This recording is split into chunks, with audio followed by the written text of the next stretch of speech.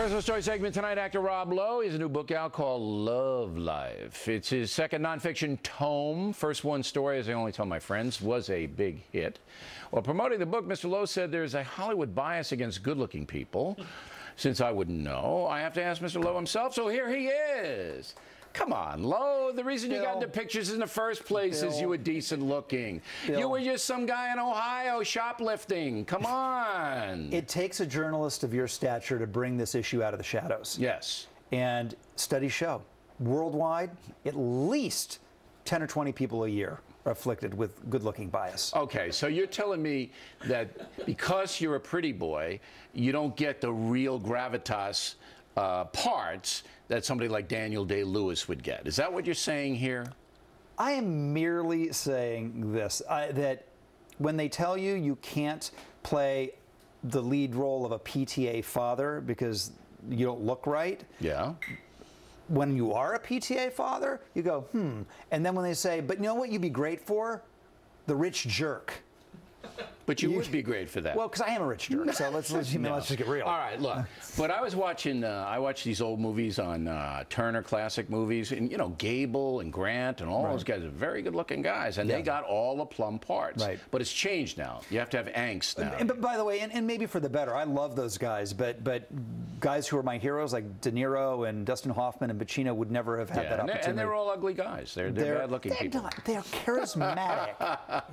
They're ordinary-looking, but it has changed. All right, now, you also have said in your promoting this book that you want less government intrusion. Is that correct? I do. Okay. Yeah. But your pinhead friends in Hollywood, they don't want. They want you know, equality for everyone, which takes a massive government.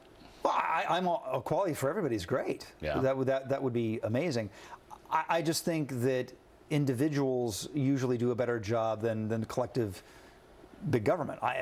So you don't want the government to be telling you how to live and how not. That's kind of a libertarian position. Well, it's funny. Does that make me a libertarian? I mean, well, that's their philosophy. I'm a Hollywood pinhead, Bill. I don't know about political labels. The libertarians want less government and more personal freedom, which is, I think, what you're saying. That is what I'm saying. Okay. So now you're a libertarian. So I spent all this time shedding the dogma of political labels, and now you're telling me I have to go back to living under a political label? No, but it's not bad. You just have to hang out with Stasa, which is really, really very difficult thing to do. Then I take it back. I'm not. But you know, I think, look, I'm not a libertarian, but I don't think that the government can solve the problems that the government purports to be able to solve. And listen, and just we do need the government for a lot of big ticket items. I mean, I'm not a total lunatic. We need the government to keep the transportation system running and to defend us against people like Putin. Doing a hell of a job on that, aren't they? And everyone's. He's unbelievable. Putin? He's a boss. You should play Putin. I have the chest. Yeah, you can. I do. I have. Do you have the chest? I have the pecs. Yeah.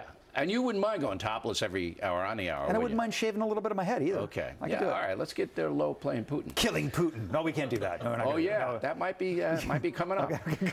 All right. The book Love Life.